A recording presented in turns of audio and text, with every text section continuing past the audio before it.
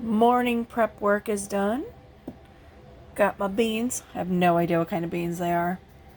My husband brought home 12 different varieties of beans. I don't know.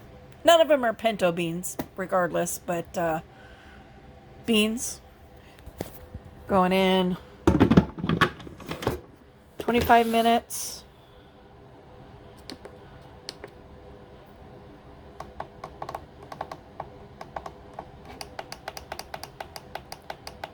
"25-minute pressure cook, and then natural release on that. I've got my beef stew meat cooked, my bacon bits. Bacon bits. My bacon is cooked. Homemade molasses. Homemade barbecue sauce. This takes, let me double check the recipe. 50 minutes with all of the ingredients. Takes 50 minutes to make the chili.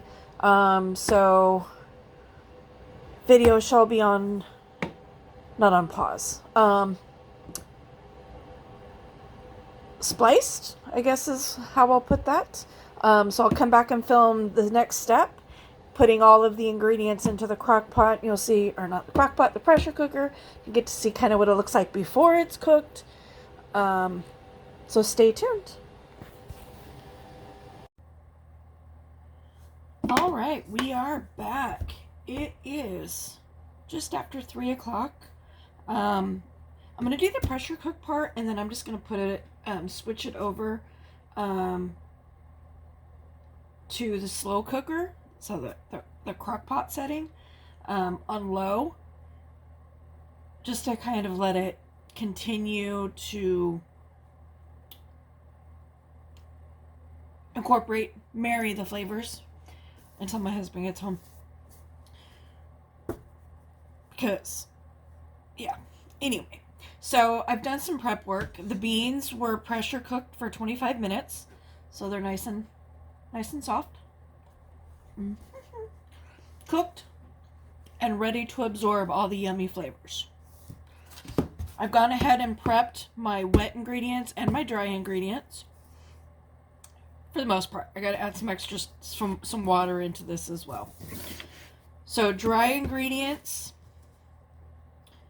brown sugar, paprika, chili powder, and the homemade molasses that I made yesterday, which is brown sugar, and balsamic vinegar. Actually tastes pretty good. So that goes in. Oops. I need a scraping tool.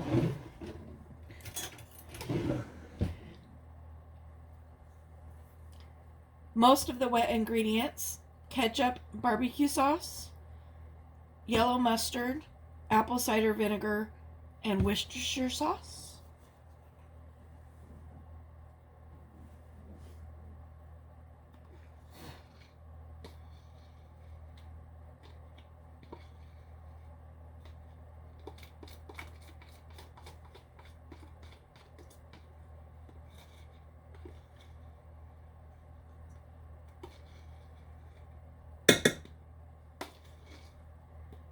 As much of that yummy goodness in there as I can.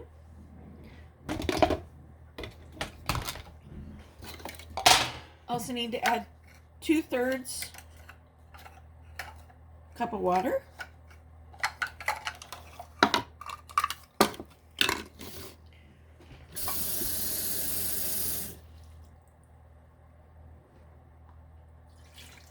Love my set of measuring cups. They've got like weird, like this literally is 2/3. This one is a 1.5.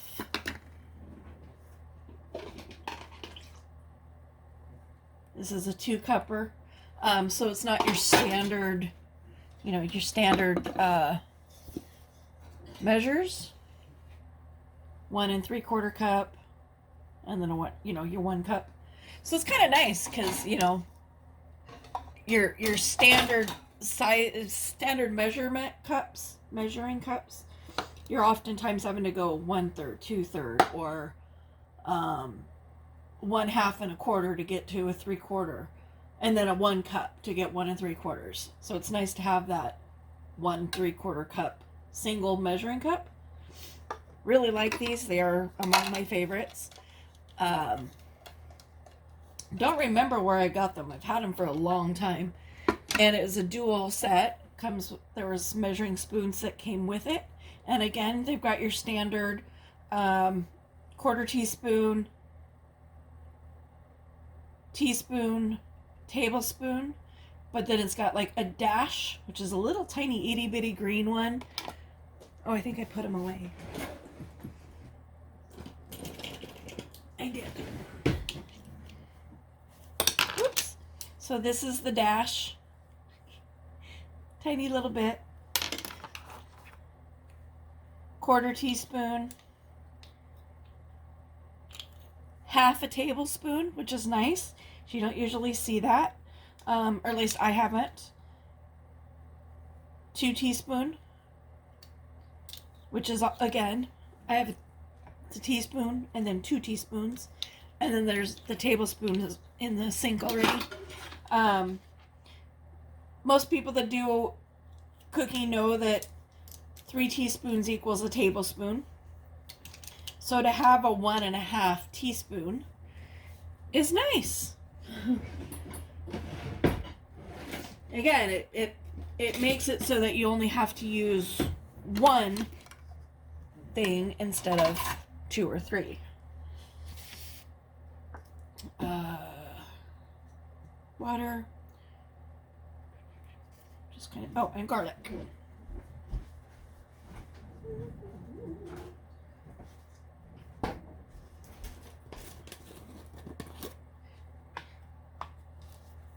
I cheat. I buy this stuff from Walmart. Fresh garlic is all, yeah, that's probably a better option. But this is way easier. And I'll admit, I am sort of I'm a pretty lazy cook. So any kind of shortcuts that I can find along the way, I am all for. I'm gonna have to run my dishwasher before we eat dinner because I think between cooking breakfast this morning and preparing this chili, I have used like every dish in the house. Or every utensil at least.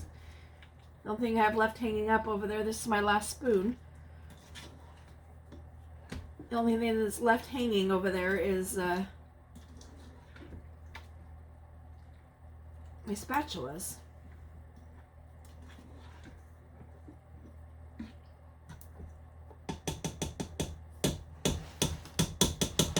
I'm just going to use this lid as a,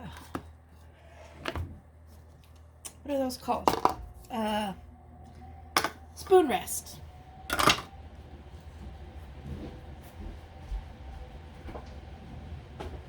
Garlic away. Put the lid on. Put this on seal.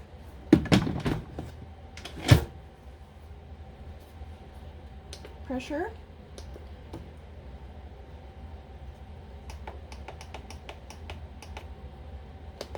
Pressure cook 15 minutes. So again, this has got to build up pressure first, which is what this little spinny clock is. Once it builds up enough pressure and the pin pops up on the top, it'll then start counting down the 15 minutes. So building that pressure could take anywhere, from 5 minutes to, 15 minutes, depending on how much substance, how much liquid and, stuff that is inside. Obviously if it was a full pot of something, it would take less time to build that pressure because there's less air space left in there. This is only maybe a third full, so it'll probably take a little bit more time to build that pressure. And then it's a natural release. So rather than coming and popping it open as soon as the timer goes off, it's just letting it sit, and the little meter thingy here will slowly release the pressure that's in there. The pin will drop, and at that point you can take the lid off.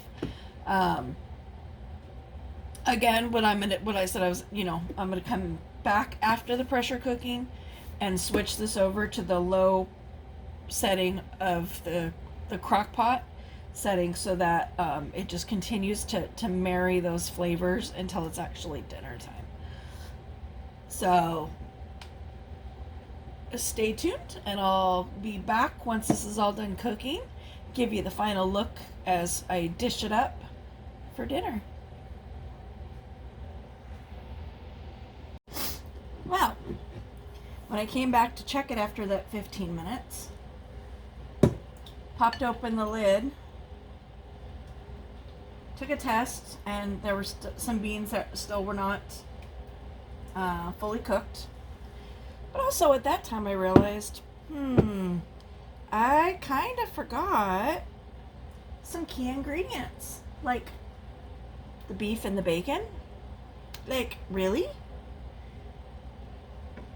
Can there be chili? There's no beef and bacon? I think not.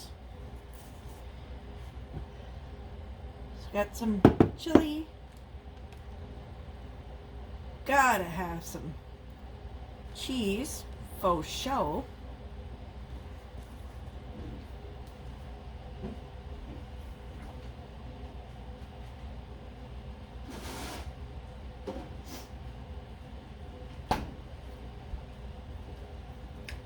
Just because we like some extra spice, I add some Frank's original hot sauce.